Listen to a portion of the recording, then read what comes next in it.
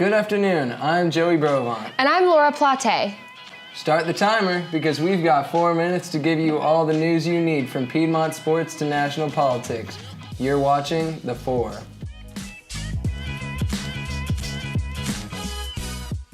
The Roar took home 7 awards at the GCPA conference at the University of Georgia in Athens. Piedmont's textbook fee proposal has been the basis of much controversy the past few weeks. On Monday, February 25th, SGA will be opening the conversation to students at an open textbook forum, which will be held in the Commons Conference Room at 5 p.m. This Monday, prospective students and their families visited Piedmont to explore campus and learn about the college. So if you were wondering why there were literally children in the Commons, that's why. Comedian Barry Brewer visited Piedmont on Tuesday, leaving Piedmont students in stitches at his event in the Commons. He was challenged by a student to a game of basketball during the show and was ready to take it up afterwards. Speaking of basketball, this weekend Piedmont will host the women's basketball semifinals and conference championship at the Johnny Mize Athletics Complex. I've been wearing the same pair of socks all semester, and we've been winning. So I'm gonna be sending the ladies the socks as a token of good luck. No? No on the socks? That's disgusting, and that is not the reason that baseball's had 11 wins. Wait, baseball's 11 Anyway, lacrosse, women's lacrosse, will play against Oglethorpe on Monday, and tennis plays Barry today. Do not lose.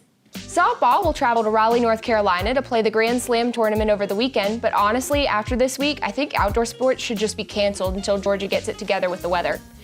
This week in NCAA men's basketball, UNC and Duke faced off, and Zion Williams, a number 1 ranked NBA prospect, suffered a knee injury after planting his foot and blowing out one of his sneakers. Even though I'm a Maryland fan, I wouldn't wish that on anyone. We wish him a speedy recovery. In national news, if you or a loved one has been diagnosed with radiation poisoning and visited the Grand Canyon between 2000 and June of 2018, that's why. No, really. They just removed a bucket of radioactive rocks from the Grand Canyon that's been there since 2000. President Trump has declared a national state of emergency regarding the issue of border security. Did you know that there are 31 active national emergencies right now, one of which was declared in 1979 during the Iranian hostage crisis and is still in effect today? It sounds like this actually isn't that big of a deal. Well, this is actually a pleasant turn of events. Well, you're wrong. Of course we are. We should really get some border security in this room.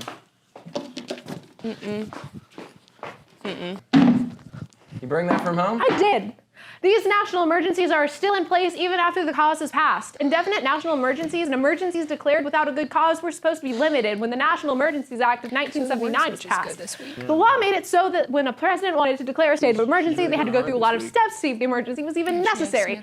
Due to Congress's lack of regulation, there are still many that are in effect, and that's why the U.S. is in a state of emergency for a border control crisis that doesn't exist. The amount of border crossings have dropped significantly over the past 4 years, and the vast majority of undocumented immigrants in America didn't even come in from the border. Trump has held the nation hostage to get the wall he wants, and now he's forcing it with unbalanced power. This isn't a presidency, this is a dictatorship.